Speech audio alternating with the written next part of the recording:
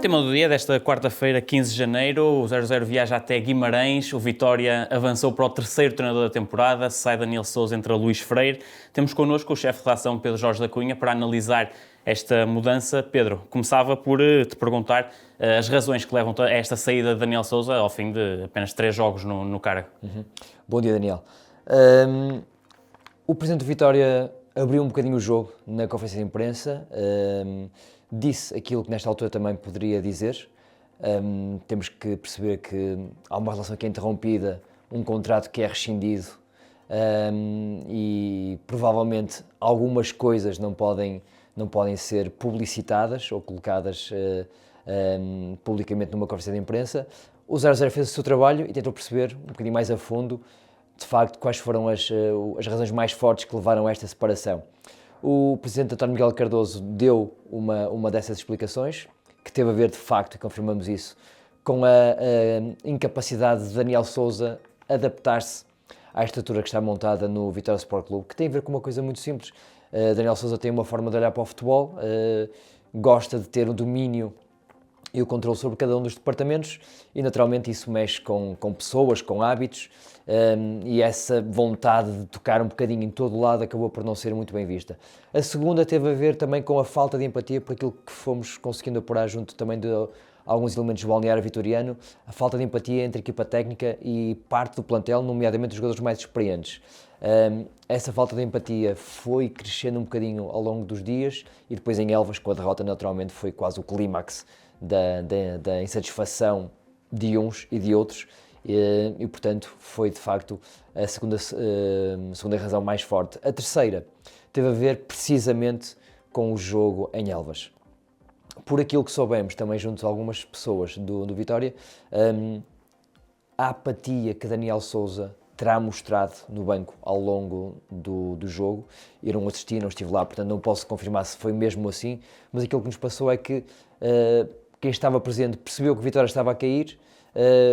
Daniel Sousa não conseguiu passar uma imagem de insatisfação no banco, passou grande parte do jogo um bocadinho conformado com aquilo que estava a ver. Depois há uma lesão de Jorge Fernandes que sai e o Daniel Sousa opta por colocar mais um central, Borevkovic.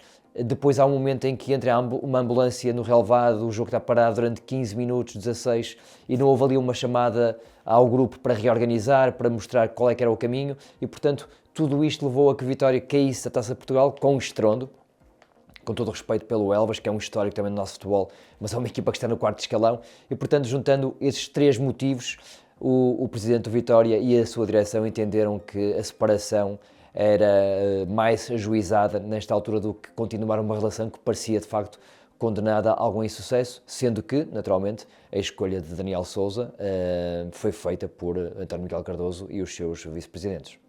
Isto leva o Vitória para o 8º treinador nos últimos 3 anos. Como é que podemos justificar também aqui estas várias trocas no comando técnico do Vitória? Daniel, o Vitória tem sido um bocadinho vítima do próprio sucesso. Porquê é que eu digo isto? Na época passada, o Álvaro Pacheco sai, cobiçado por um clube brasileiro, quando estava a fazer uma excelente campanha no Vitória. E agora, este ano, o Rui Borges sai exatamente pelos mesmos motivos. Não para o Brasil, mas para o Sporting. Portanto, dois desses nomes explicam-se logo desta maneira. O Vitória consegue ser um clube com uma dimensão desportiva e social muito interessantes. Quando as coisas correm bem, de facto correm muito bem, o Álvaro Pacheco e o Rui Borges acabaram por entender dar continuidade às respectivas carreiras noutros locais, quando estavam a fazer trabalhos excelentes em Guimarães. Depois há o caso do Pepa, ainda no verão de 2022, que saiu antes do início dessa temporada ainda, mas já com António Miguel Cardoso como presidente. Na altura escrevemos aquilo que se passou, houve um grave problema entre Pepa e um dirigente do Vitória, e de facto o presidente António Miguel Cardoso não tinha outra opção que não ter uma relação naquela altura, porque de facto foi uma situação muito grave ocorrida entre o treinador e um dos máximos dirigentes do futebol profissional vitoriano. O Moreno depois faz toda a temporada, aliás o Pepa de facto, como eu estava a dizer, não fez nenhum jogo oficial nessa época. O Moreno faz toda essa temporada, começa a seguinte, os resultados não estavam a aparecer, há a aposta falhada em Paulo Turra, e este é o primeiro despedimento desportivo, digamos assim, de António Miguel Cardoso. Paulo Torres chegou a Guimarães e de facto a equipa não conseguiu acompanhar as suas ideias, e agora, depois da saída de Rui Borges para o Sporting, chega Daniel Sousa, que tem o segundo despedimento neste ciclo de 3 anos do António Miguel Cardoso. António Miguel Cardoso, que aproveitou a conferência de imprensa desta quarta-feira para anunciar que vai candidatar-se ao próximo triênio e é o grande favorito a ganhar as eleições de Vitória, até porque nesta altura não há mais nenhum candidato ainda. E agora isto leva-nos para Luís Freire, é o senhor que se segue no Banco Vitoriano, já foi apresentado, é um treinador já com experiência da Primeira Liga. Os indicadores apontam Luís Freire como uma aposta segura do Vitória? Sim, apontam.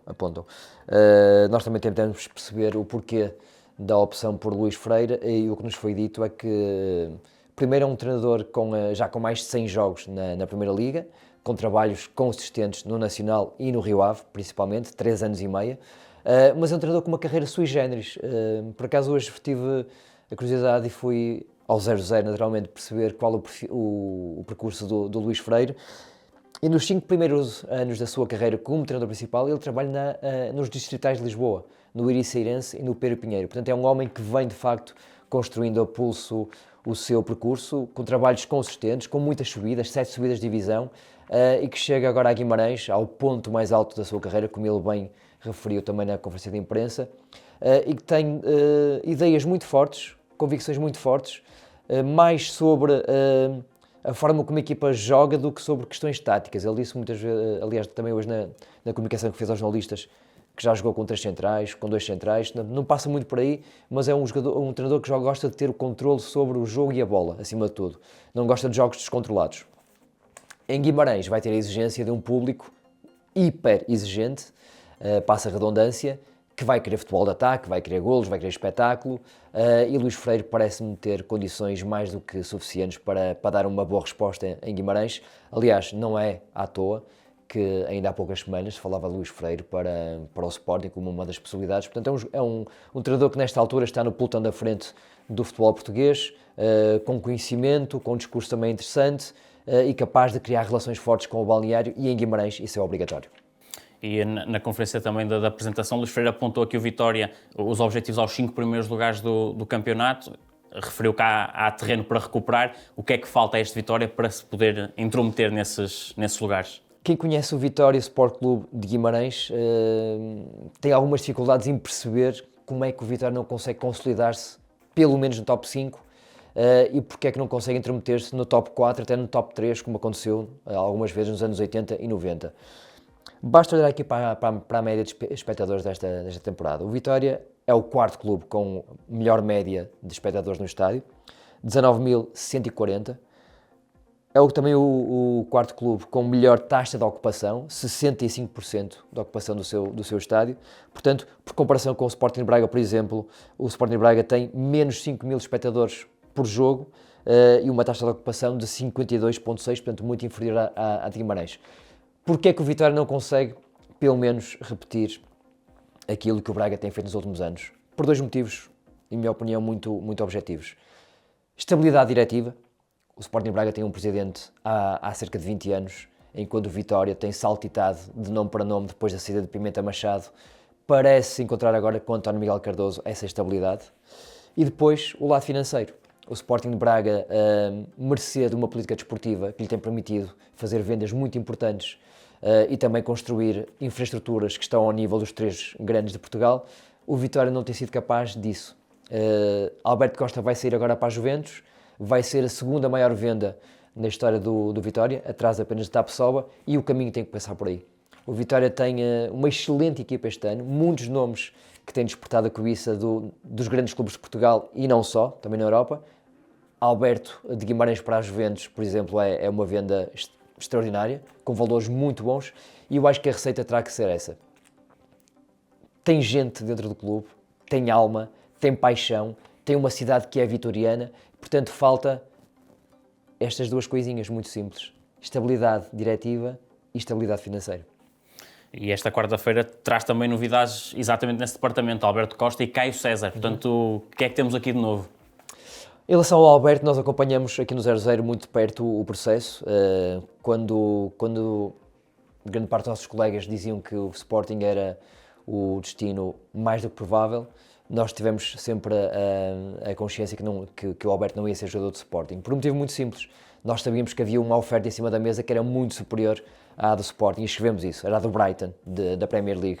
Na altura em que o Sporting dava 9 milhões de euros, com um plano de pagamento muito estendido no tempo, o Brighton dava 12 milhões, com um plano de pagamento muito mais curto, além de apresentar depois, numa futura venda, muito mais regalias ao Vitória do que os Leões. Portanto, de Guimarães disseram-nos que era impossível aceitar uma oferta de Sporting quando havia uma diferença de 3 milhões de euros. O Vitória não estaria a ser beneficiado, apesar de, e isso era verdade, o Alberto preferir jogar em Alvalade do que na Premier League. Entretanto, também sabíamos isto, havia mais sondagens de outros clubes que prometiam cobrir estas duas ofertas, e foi isso que aconteceu.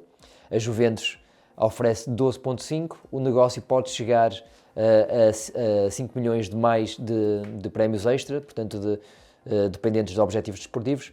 Portanto, estamos a falar de uma verba muito boa para um jogador que, creio eu, o ano passado fez apenas 2 jogos e apenas esta temporada, esta meia temporada, se começou a imiscuir nas opções prioritárias do Vitória.